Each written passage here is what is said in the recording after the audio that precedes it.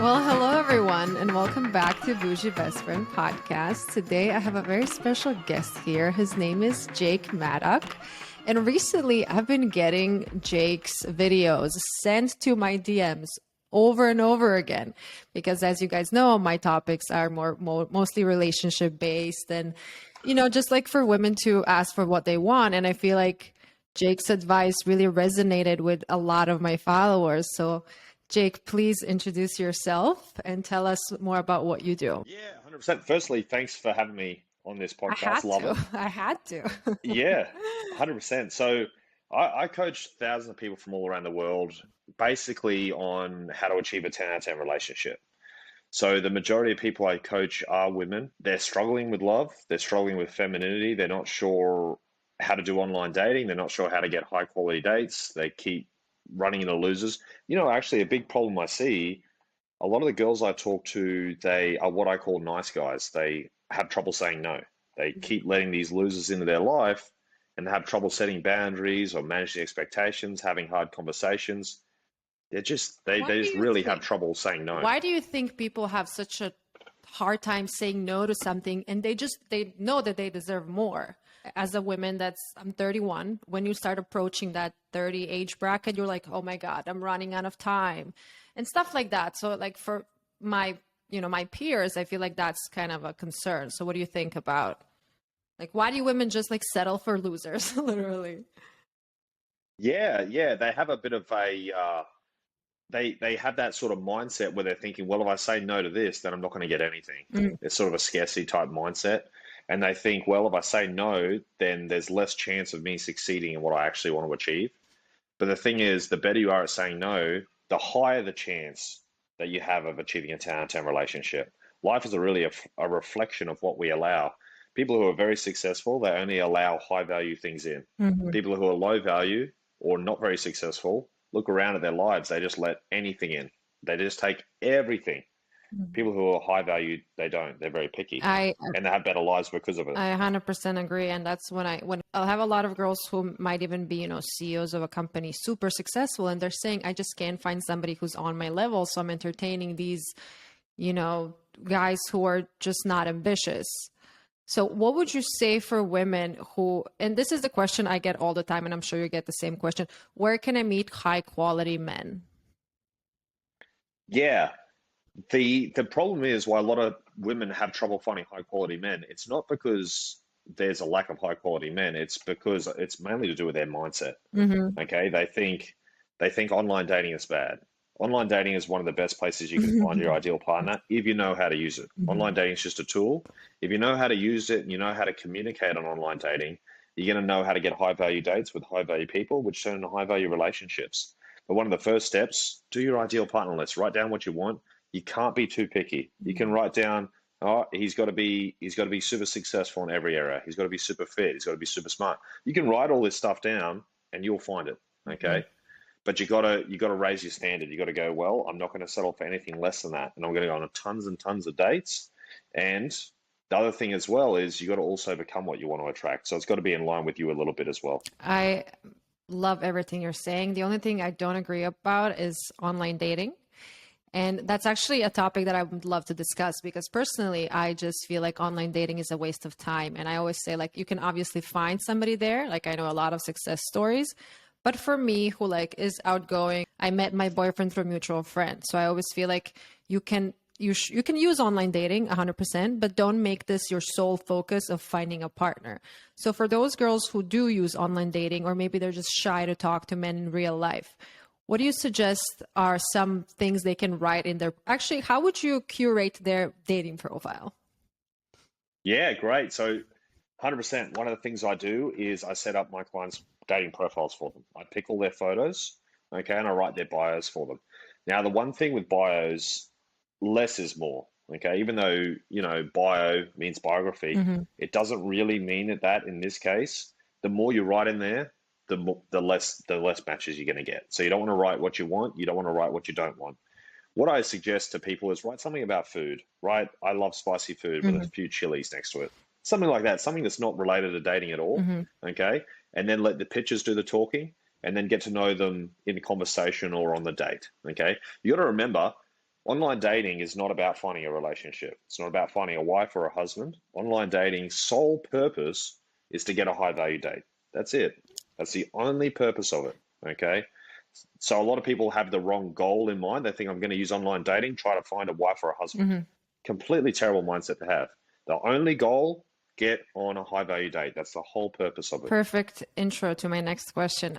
For those who want to eliminate, so one of the things that became kind of like my thing on the social media space is that I don't accept a coffee or a walk date as a possible date option. So there was this video that went viral a while ago, and ever since then I've been called high maintenance, and just like it became like a thing, and I'm owning it. So coffee walk dates. I see you're raising a thumbs up for those who are not watching us on Spotify. So tell me, what is your opinion on coffee walk dates? Disgusting, low value, lazy, ridiculously bad. Okay, don't do coffee walk dates. If a guy wants to see you, he's got to take you on a high value date. Okay, now it's got nothing to do with the actual high value date. It's more a representation of who that person is. So you got to think, okay, well, what sort of guy is going to take you on a low value coffee walk date? A low value guy. He doesn't want to put in a lot of effort. He probably just wants to sleep with you quickly and never talk to you again. He's not really looking for a long-term relationship. He's not trying to look for a wife. He just wants to quickly sleep with you and then on to the next girl. Okay? Complete waste of your time, and it's disrespectful to you as a person. A high value date, a guy who actually puts in some effort, sees you as a prize and sees you as someone, okay, I'd like to put in a bit of effort with this girl because she seems great and she's got a lot of potential. That's the guy you want to go on the date with. Okay? So definitely only do high value dates. Some people may call it high maintenance. Losers would call you high maintenance, okay? And if anything, you should hold yourself to a very high standard. Say, yeah, I'm a high value person. You want to see me? You should want to take me on a date. You don't want to take me on a date? I don't want to see you either. You should hold yourself to that level because you are a high value person, yeah? Exactly. Love that. So for those who are using online dating, is there anything you think they should write in their profile in a sense to kind of like eliminate those low effort men? Because I have a lot of rebuttals on my page for girls like that can use when, you know, guys are inviting them for coffee walk dates. So is there any tip in that sense, or just like kind of ignore them and know they're going to come? Like a lot of coffee walk dates are going to come. Yeah. The thing to remember with online dating is 99.9% of the people you meet are not going to be your ideal partner. It's just like walking down the street. The majority of people you pass, you have no interest in dating, obviously, right? So you don't want to write anything in your bio because that filters out too many people. What you want to do is you want to get on the conversation. And with what you're doing is absolutely fantastic. If a guy says, hey, do you want to catch up for a drink? You want to be nice about it and you want to say, hey, I really would love to see you. You seem really awesome. I'd love to go on a date with you. But I think it would be better if maybe we shared some food, or I'm a bit of a foodie, or you can even say, well, I'm a bit of a high value girl. I think you should take me on a proper date, and I think we're going to have an awesome time. I'm free 8 p.m. on a Saturday or something like that, and open the door for them in a nice way so then they want to do it. And if you're really good at conversating this in the right way, you'll get a lot of high value dates because guys will go, oh, okay, yeah, I'd love to take you on a high value date. I think a lot of guys want to take girls on high value dates and be chivalrous, but they're a bit nervous. They go, oh, I don't want to come on too strong. I don't want to be rejected and look like I'm trying too hard. They're trying to be cool. They lack a little bit of confidence, because I think a lot of guys would want to take you on a high value date. It's just they're a bit nervous. So just open the door for them and say, yeah, it's okay. It's okay. You can, and I'll support you and it'll be awesome. What about girls who are saying that they also maybe don't want to waste their time, quote unquote, and go to these dinner dates? Because a lot of girls say that, like, oh, I like to go on a coffee walk date because it's easy to eliminate certain men. But for me, it's like, why would you even go get ready, leave the house to go somebody meet for that coffee walk date? So do you think people should just like go on dinners with everybody they find interesting, or should there be some kind of vetting process? Yeah, so what I recommend is the attraction needs to be at about a 7 out of 10. Okay, so if it's less than a 7, don't worry about going on the date. Now, attraction is a lot more than just how people look. You got to talk on the phone, do a FaceTime, see if there's any compatibility there. That rolls into the attraction as well. And secondly, I want you to think to yourself, if a girl only wants to do a coffee date, what emotion do you think she's feeling mostly?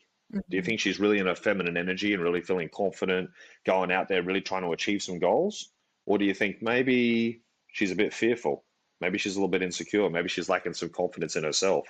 Yeah. I love that you mentioned feminine energy, and I feel like a lot of people are not really aware of what feminine and masculine energy represents. And I really love the way you speak about it on your channel. So please tell us everything we need to know about feminine, masculine energy.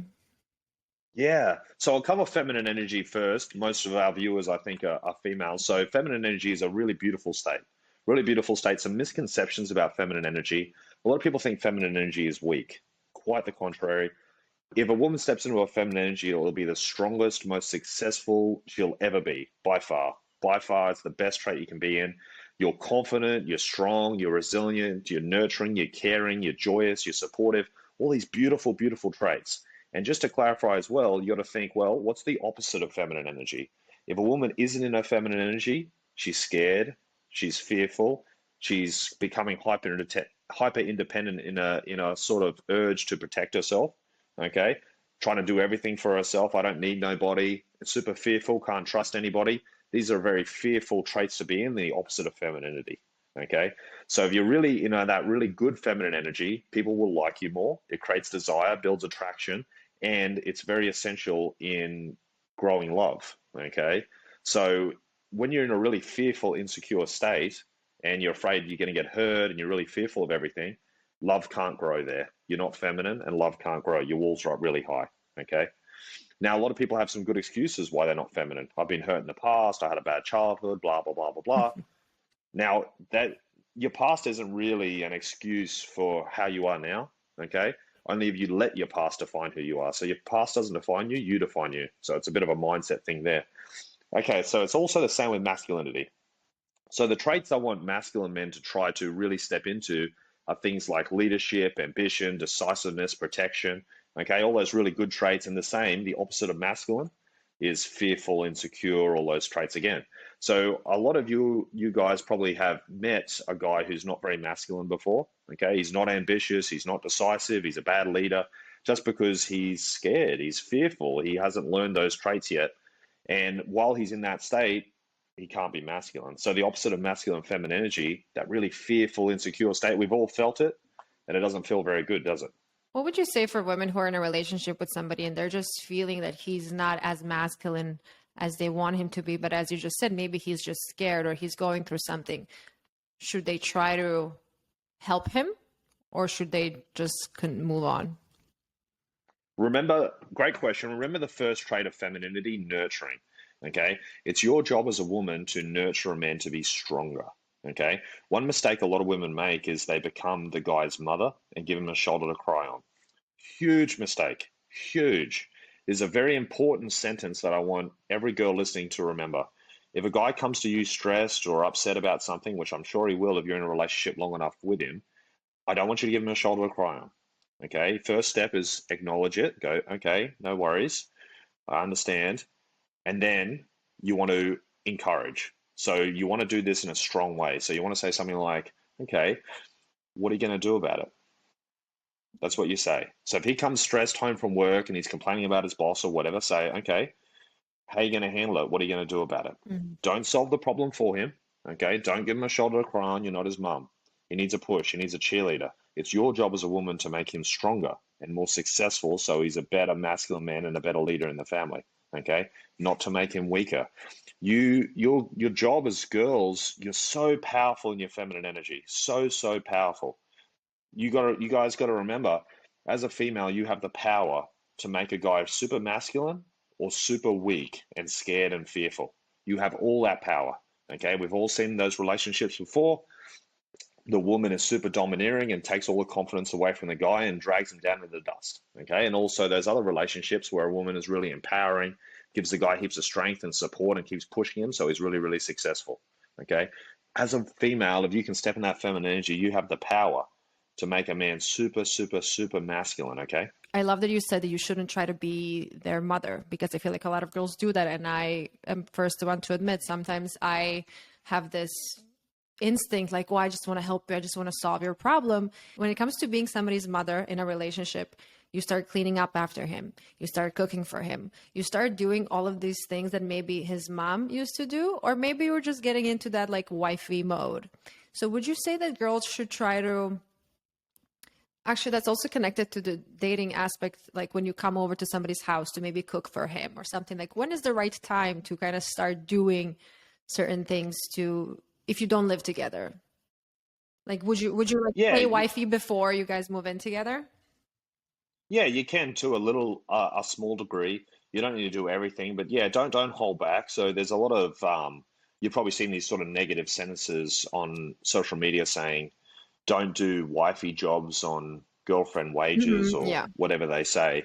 That's actually a pretty negative sentence. I think as soon as you're in love with someone and you know each other a bit, give your full self to that person. Hmm. Just give everything, and they give everything, and you're basically married before you get married. You just go all in. Hmm. Now, as far as a girl not being a guy's mum, that's more from an emotional standpoint. So you can still cook for him, you can still clean for him, and do stuff for each other. That's totally fine. It's more from the emotional side of you. Hmm. Okay.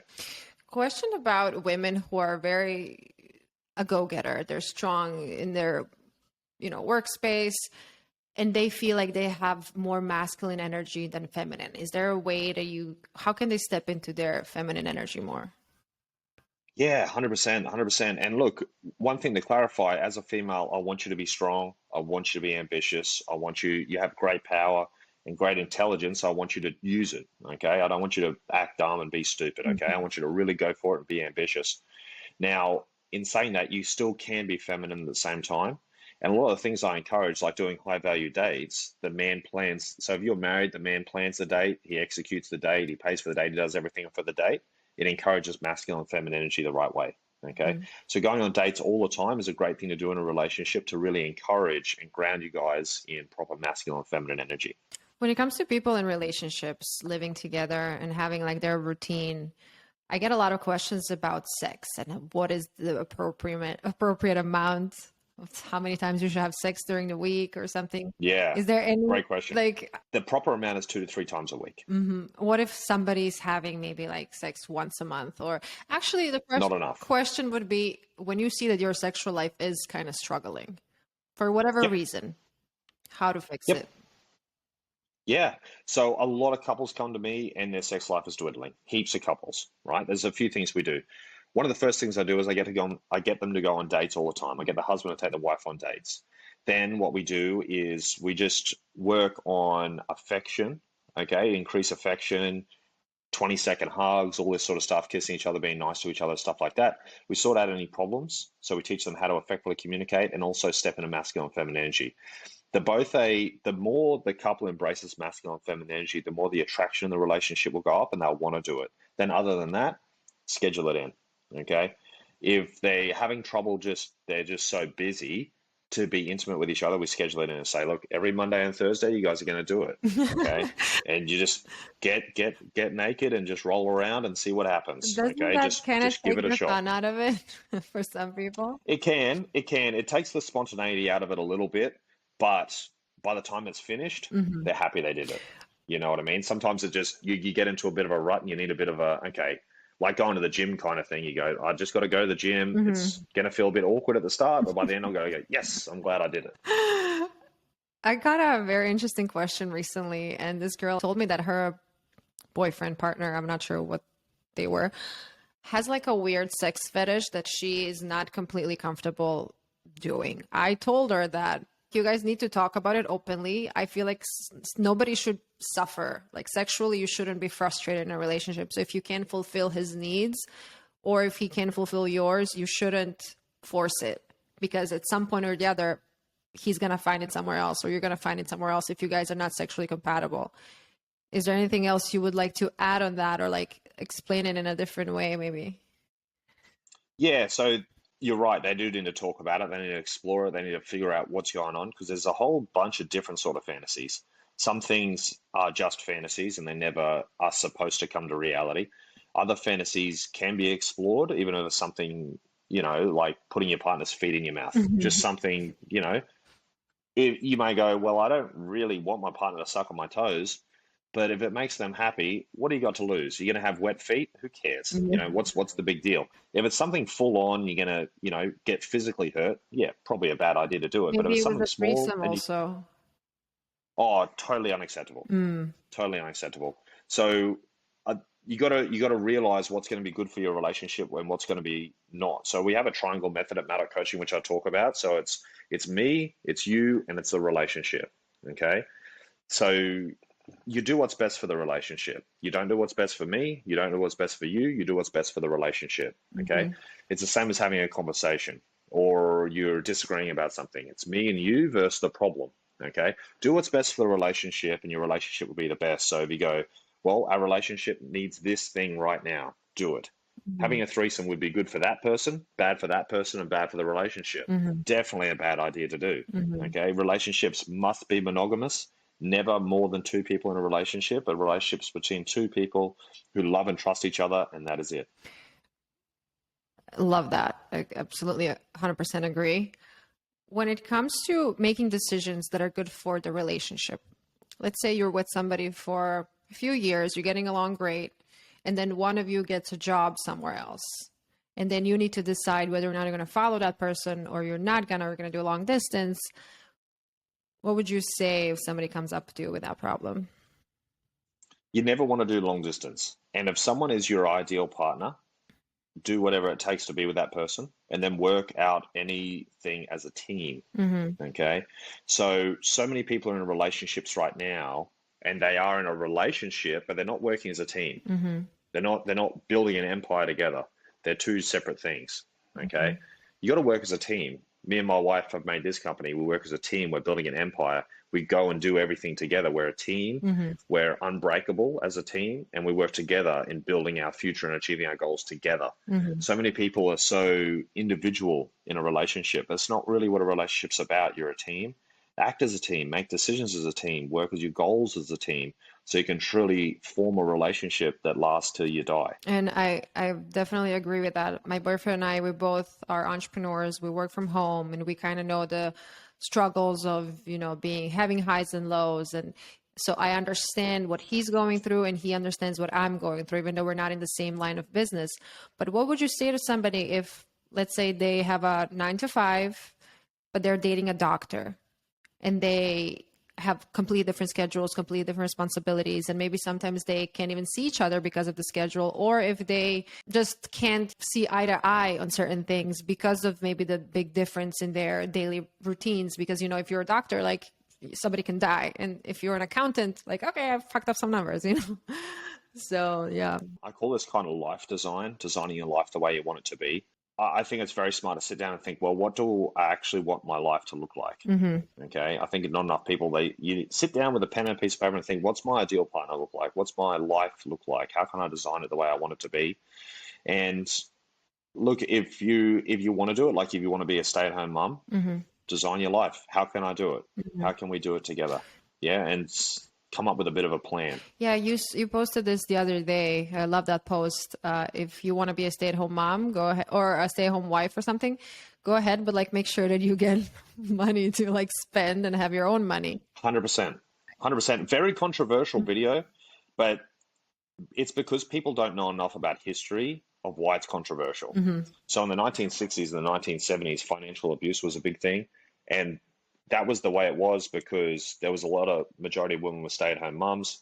And then if they got a divorce, the mum had no money Mm-hmm. and she was left completely destitute, which is financial abuse. Okay. So I think if you're a stay-at-home mum, the husband should pay you a wage, which is very controversial, and that's just her money. Mm-hmm. That's not for bills. It's not for the household. It's not for the kids. It's not for food. It's not for nothing. That's just for her. Okay. She's doing a job and she should get paid for it. The husband should pay her super. Mm-hmm. He should pay her a wage. It doesn't need to be a big wage. How would somebody communicate that? It's difficult. Mm-hmm. It's difficult. It was easy in my situation because I did it. Mm-hmm. Okay. But as a woman, it could be hard to communicate it and it's going to be very difficult. It's one of those conversations you're probably going to have a fair few times because people are very emotional about money. I don't understand, why do women have such an issue talking about money, myself included? Until a certain point, I couldn't even know what I wasn't even open enough to say what my rate is for a certain job or something. Why do you think women have such a issue talking about money, not just in a relationship, but also at work environment. They don't want to ask for a raise because they're hoping somebody's going to notice how hard they're working. It's a lot to do with confidence and money mindset. So money mindset's a very tricky thing. A lot of people have very strange emotions tied to money. Okay. And then if you're working a job for 10 years and people say you'll work $20 an hour, it's going to be hard to break that cycle a little bit. It takes a lot of practice and just changing your mindset and what I would call raising your standards. Mm-hmm. When it comes to money in a relationship, I would love to talk about that a little more because that's like, I get a lot of money questions in my DMs. So starting with the basics, when it comes to dating, what is your stance on paying for dates? The man always pays for the dates, regardless if it's a first date or you've been married for years. The man always pays for the date. Even if you share the money and you work as in your team like you do when you're married, the man still goes up to the counter and pays for the meal. What if he loses a job? Go and get another one immediately. It's his job as the leader to always have his shit together, okay? So a man can't, if he's in a relationship, a man can't go, well, I guess I'm just going to sit back and be a loser. That is completely unacceptable. You can't, so many people have this mentality, well, I lost my job, I guess I'm a loser. What? Get another job the same day. Go out there and smash it. You can't be a loser, yeah? It's your whole, all these people are counting on you. You can't just go, well, I'm a loser, I don't know what to do now. And when it comes to living with somebody, splitting rents, splitting expenses, yeah. What do you think? What should be the ratio? Let's say if they are making similar amount of money, or what would you say in that scenario? Or if somebody makes a significantly more than the other one? Either way, it doesn't matter. You got to work as a team. So even if you both earn $100,000 a year, or one earns 500 and one earns 60, it doesn't matter. You put it together, okay, and you make sure you say our money. So even if your wife is a stay-at-home wife, and the man earns $1 million a year, it's still our money. We earn this much, okay? These are our expenses. This is our budget. It's all teamwork and it's all transparency, okay? Regardless of how much money comes in, you're a team. The only thing the man pays for exclusively is dates, just because it's a chivalry type thing, open the door for a girl, all that sort of good stuff. Other than that, you work as a team. Say, we have this, we got to pay for this car. This is how much it's going to cost. This is how much money we make. Never ever say, I earn this much, you earn that much. This is mine, this is yours. That's the opposite of teamwork. When it comes to travels, what do you think? Okay, let's talk about the beginning stages. If you guys are traveling together on a vacation, who should pay for the tickets and for the hotels and all that? It depends on a few factors. In the beginning stages, like they don't know each other that well. Maybe they're like about to be exclusive, but they're not really, because I feel like in the beginning stages, it's more difficult to kind of like know what's going on. Usually the man. Now, a lot of these things that I'm saying are somewhat guidelines, guys. So usually the man would pay for the mini holiday or whatever the case is. Now, is anything really bad going to happen if the woman surprises the man with a holiday? Not really. As long as he stays in his masculine energy, okay, and she stays in her feminine energy, it's going to be okay. But consistently, it's probably something the man should do. I agree with what you're saying, that if you decide to do something, if you want to surprise your man, if you have extra cash and you want to put it towards anything, it's totally up to you. And whatever myself or Jake are saying, you don't have to take every advice so literal and so like, you told me to do this and this is what happened. I don't know if that ever happened to you, but like all the time, especially with the intimacy thing. People go 2-3 times a week. What about this? What about that? It's like, I'm talking about just on average. Yeah. Obviously, if you just had a baby, obviously you're not going to do it 2 or 3 times a week or whatever. Like, it's not exactly every week 2 or 3 times. It's just on average. So when I was doing my little preparation for our chat, I was listening you speak on another podcast, and it was about knowing your sexual, I forget the term. Blueprint? Yes. Can you please speak about that? Because I found it super interesting. Yeah, it's really good. It's created by this woman called Miss Jaya. And she made something called the erotic blueprint. It's kind of like love languages, but there's 5 erotic blueprints instead of love languages. And you fit into these different blueprints. And it teaches you a lot about yourself, such as if you're a sensual, then you will be turned on by slow dancing with your partner and listening to music and just small romantic things like that. So there's 5 different blueprints, and they're really good. So yeah, go to missj.com and check it out. Do your test and figure out what you are. Then you'll figure out what turns you on and what turns you off. You learn a lot about yourself doing it. Those tests for some people might be silly, but if you don't know who you are and what you want and what turns you on, how are you gonna know what you're looking for in a partner? People should know who they are first, and then they're gonna be able to ask their partner what literally turns them on. Is there anything that you think women should be more mindful of when it comes to dating? They need to set boundaries well, okay? They need to manage expectations. A lot of people I see get their feelings hurt because they don't communicate their expectations well. Their feelings get hurt, they get angry at somebody because they didn't communicate what they wanted. Because they think that people read their mind. No. Yeah. And then also have a lot of rules in place for yourself. One of those rules I want everyone to follow is never argue with anybody, ever. Never get into an argument with anybody, ever. You don't need to argue with anybody. You can disagree. I need more guidance on that. Yeah. So it's just a boundary you have with yourself. So just don't argue. Okay. You can disagree, but an argument is a disagreement with aggression and disrespect into it. Okay. Never any place in relationships for that. Every time you argue, the attraction of the relationship goes down a little bit. Never, ever argue, ever. It's the worst way to get what you want. You really want to get what you want. Communicate in a feminine way. Okay, which means when you're saying something to your man, put your hands on him, physically touch him while you communicate, ask in a nice way. Okay, the chance of it being done and he'll want to do it, it creates desire. Remember, feminine energy is about creating desire. So you really want to be heard, communicate in a feminine way. If you don't want to be heard, you want the attraction to go down, argue. A lot of people get into this cycle of fighting and using certain words and then saying things they don't really mean, and then later those emotions kind of linger and you remember what your partner said 2-3 weeks ago and maybe they don't even remember at all. So what would you say to those couples who maybe are getting into a habit of fighting a lot, even about the most basic things? So arguments are always over stupid things. Firstly, they're always arguing over really stupid things, who's doing the dishes or just stupid stuff like that. So don't argue. Secondly, what I call this is brain tattoos. So what that means is someone says a sentence to you and it like forms into your brain and you can't forget it. It's inked onto your brain. Now you can probably think of a sentence someone said to you years ago and it's still in your brain and you can't forget it. It was so jarring to your soul that it's just tattooed onto your brain. Your words have great power. You don't want to give your partner any negative brain tattoos. It's very, very bad. Okay. So you got to remember, as to all those people out there who are emotionally mature, you can control the words you say. We're not toddlers. We haven't run out of apple juice. You can control the words you say as an adult. So I expect every adult to control their words exactly. It's your responsibility what comes out of your mouth. So don't say, I was really upset, I didn't mean what I said. That is completely, completely unacceptable. If you want to achieve a 10 out of 10 relationship, you must become emotionally mature and control your emotions. You mentioned boundaries. How can people implement boundaries and make sure that other people respect their boundaries?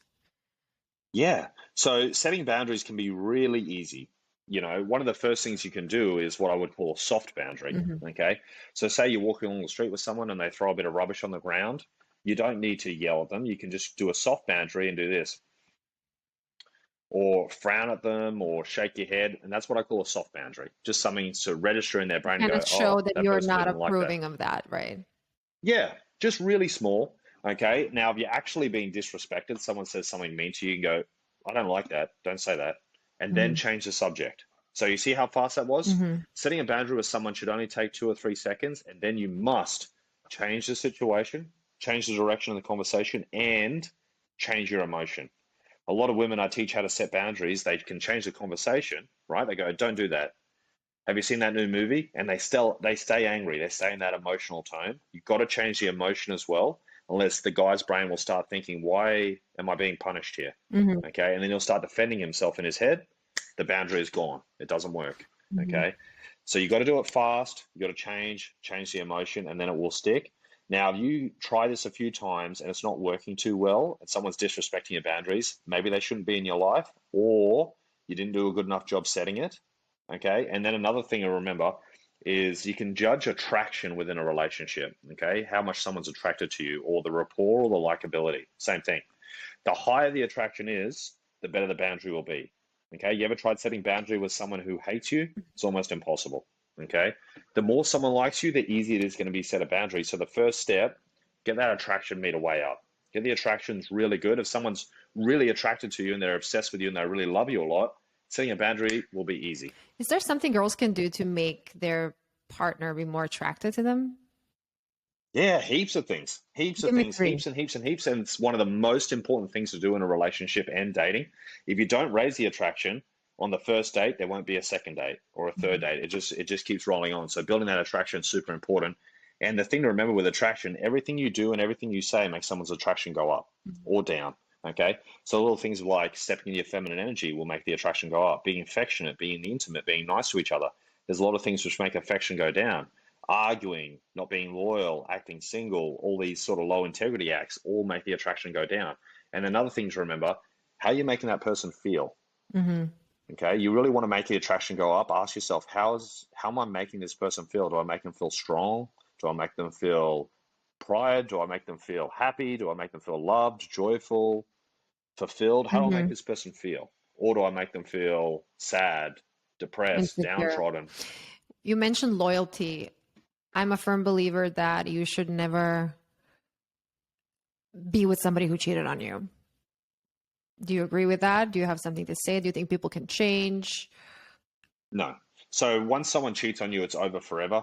I've coached thousands and thousands of people from all around the world, and any couple who comes to me, if their feeling of betrayal is in their heart, you cannot get it to a 10 out of 10. What about trust issues? If somebody I had a situation that happened recently. Somebody told me that they lied to their boyfriend early on in the relationship. I'm not sure what the lie was, but I'm guessing something with somebody else because that's what usually happens.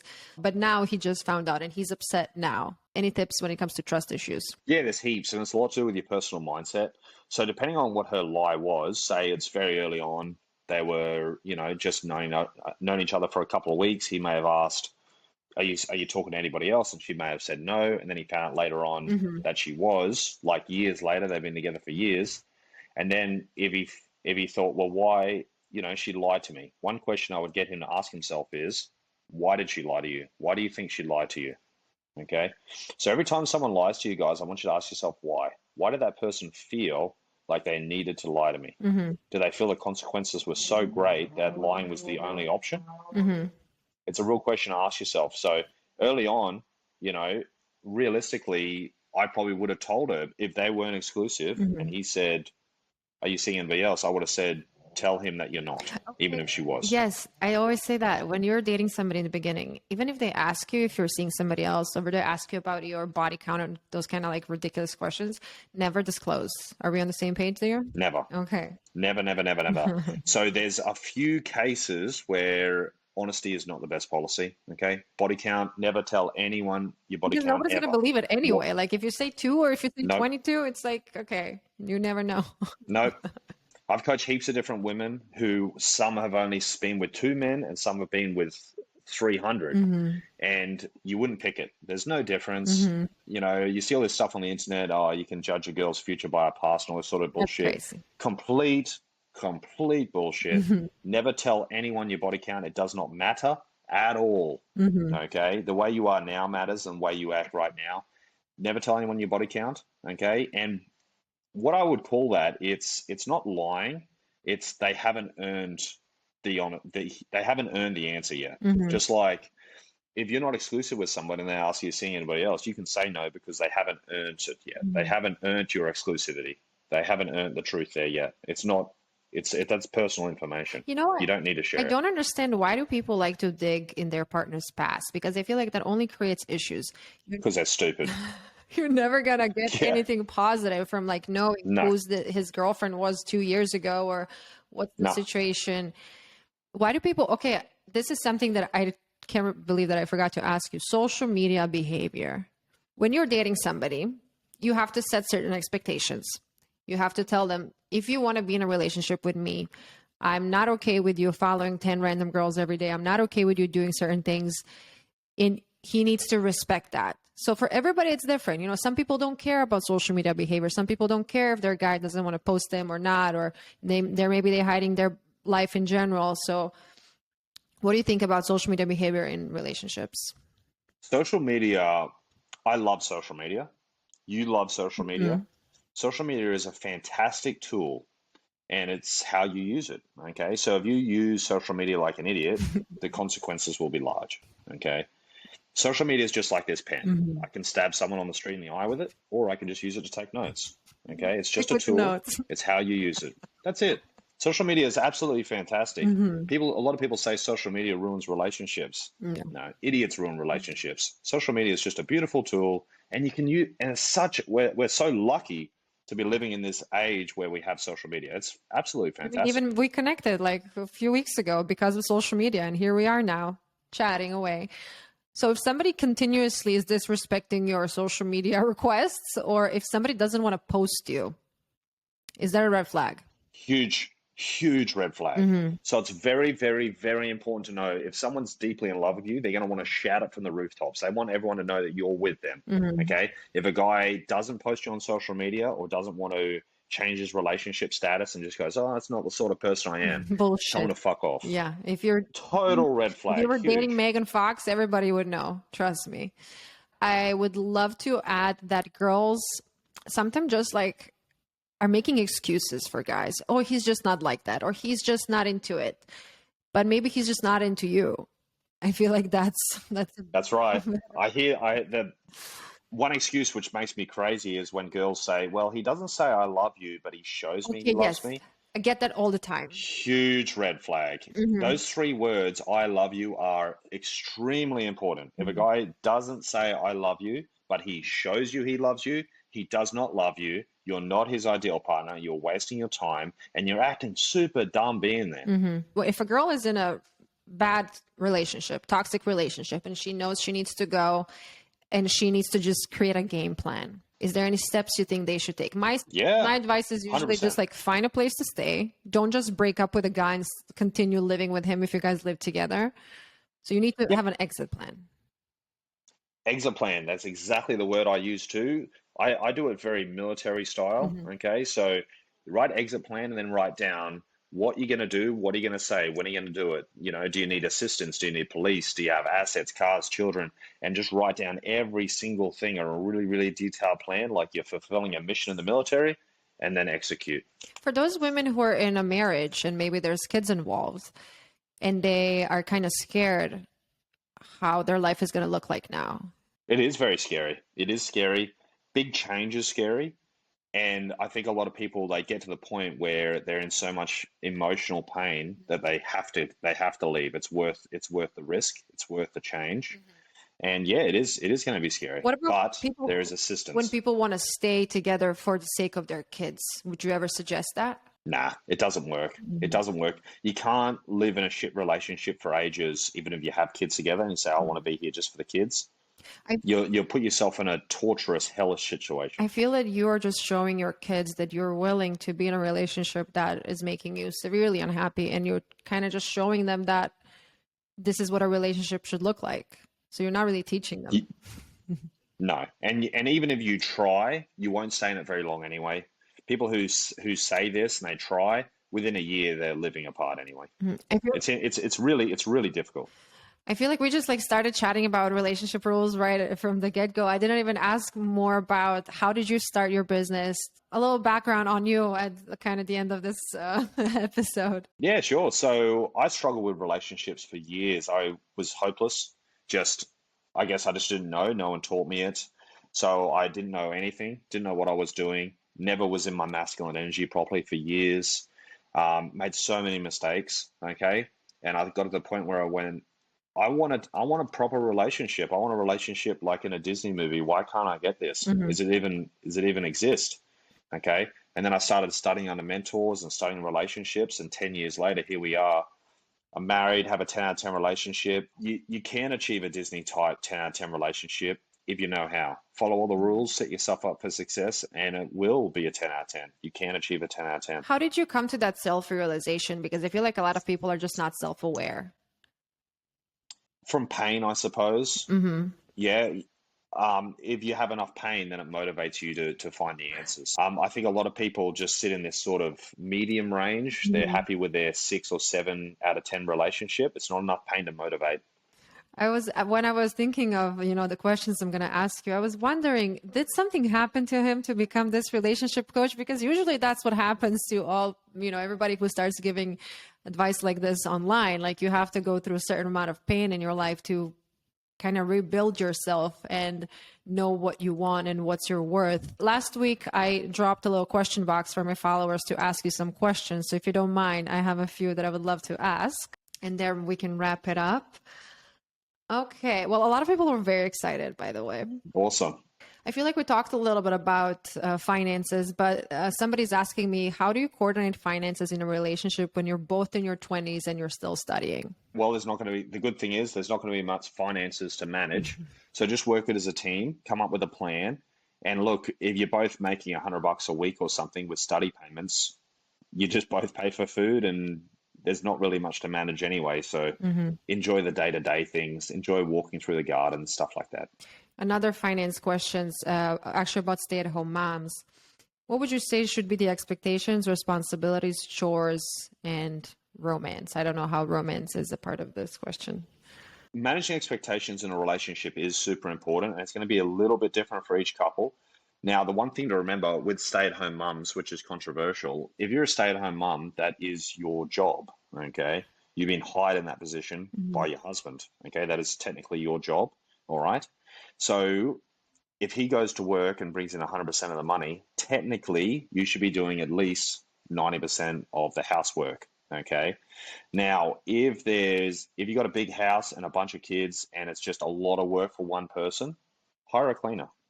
The husband should hire a cleaner. They're really cheap. Yeah. Yeah, it's like $100 a week or something, and this person just works really hard for a few hours. It's well and truly worth it. I have a cleaner. It's absolutely fantastic, even though my wife is a stay-at-home wife, but she also helps me in this business and works here too. It's just so easy. They do all the jobs you don't want to do, scrubbing the tiles and all those really difficult jobs. So it's definitely worth it. I said the same thing once, that, if your guy doesn't want to clean up after himself and he has money to afford a cleaning lady, why not? And then I had this, actually a few girls attacked me like, oh, you're so entitled. You think everybody has money for a cleaning lady. I'm not saying everybody does, or not saying everybody should pay a cleaning lady, but if you are able to, why not? If you really don't like cleaning, I don't think it. Yeah, you spend more money going out on dinners. Exactly. I want a life where I do zero cleaning. Okay, I don't like cleaning. I don't want to do any cleaning. I'd rather pay for it. And those people who say, "Oh, you're entitled," or we don't have that much money. Stop complaining about it and go and make more money. It's like the fat person who says, "I can't walk because I'm too fat." Well, try harder. I don't care if you don't earn enough money. Go and earn some money, you lazy bugger. Go and do it. Or don't. We do it. Or don't go to Target. Yeah, you think don't go to Target. Go and save up some money. Earn more money. Money is everywhere. Okay, go and make it. Okay, I have one more question from a little question box. Is it possible, or how to go from a booty call to a girlfriend? Firstly, never do a booty call. Don't do friends with benefits. Okay, don't do that. If a guy wants to see you, he's got to take you on a high value date. Now, at the end of the first date, if you want to sleep with him, go for gold. If the chemistry is so palpable, you want to rip each other's clothes off, do it, 100%. But he's got to take you on the date first. Don't let him sleep with you before a high value date. Okay, don't do friends with benefits. Don't do booty calls. Don't do that. You can sleep with a guy on the first date, sure. If the chemistry is right, if it doesn't feel right, don't do it. Go with how you feel, but he's got to take you on that high value date first. Okay, don't do friends with benefits. Now, you can turn a booty call or friends with benefits into a relationship, but it's really the hard way to go. Yeah, you just need to show that his life without you is so miserable. But yeah, it's very difficult. I have a lot of guy friends, not really friends. Oh, that's going to be my final question for you, actually. I have a lot of guy acquaintances. I don't think I have a lot of male friends because generally I don't believe in male-female friendships. I do, but not too intense. So if there's a guy besides my boyfriend that I'm talking to every day or calling him or like thinking about like, oh my God, something great happened, let me call this random, I feel like that's an issue. It is an issue, yes.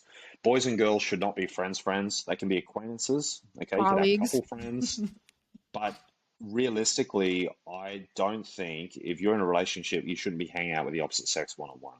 Okay, I don't have any friends who are girls. Okay, I have acquaintances who are girls, but there's no girl who I'd hang out with one on one besides my wife, and she's exactly the same with men, and that's the way we like it. We don't want to do it, and I think it's playing with fire. You're going to damage the relationship, and the amount of messages I get every day from people saying they fell in love with their best friend, or my friends developed feelings for me, would make your head roll. It's absolutely absurd. Boys and girls should not be friends. I feel like you can be friends, but not like intensively. You can like all hang out Not together. friends, yeah. You can hang out together. Yeah. You can do certain things together. And I said, like, you don't have to tell your man to like stop talking to every single woman he knows, but there has to be certain boundaries. And as you said, you and your wife have a similar view on what you want your relationship to look like. So you need to find somebody who shares the same values. Super important, super important. And the 10 out of 10 relationship, it's going to be the best relationship you ever have. So I would say protect it. Some people would say that's controlling. It's not PC, okay? But PC relationships don't really work anyway. Protect your relationship. Protect it. Thank you, Jake, for your time. I feel like even I learned a lot, and I think I'm a know-it-all. Is there something else you would like to add to all of mostly women listening and my brother? Yeah, I want you to believe. I want you to believe in love, okay? The saddest thing I see is when people, they don't believe in 10 out of 10 relationships, or they don't believe in true love. Believe in it, okay? I've helped so many people from all around the world achieve a 10 out of 10. You can do it too, but you've got to believe. Please tell everybody where can they follow you? Instagram, TikTok? Yeah, Instagram, TikTok, Facebook. If you just look up Jake Maddock, you'll find me pretty good. Even YouTube as well. Watch my stuff, guys. Learn a few things, and what's most important, implement the things that we talked about. Okay, if we told you something, I want you to implement it. Give it a shot. Let me know how good it works. Thank you, Jake. And thank you, everybody, for listening to Boujee Best Friend Podcast. I recently remembered that I need to tell everybody to rate, subscribe, review, and do all that great things so this podcast goes all the way up. So thank you, everybody, and I'll see you in the next episode. Thanks, buddy.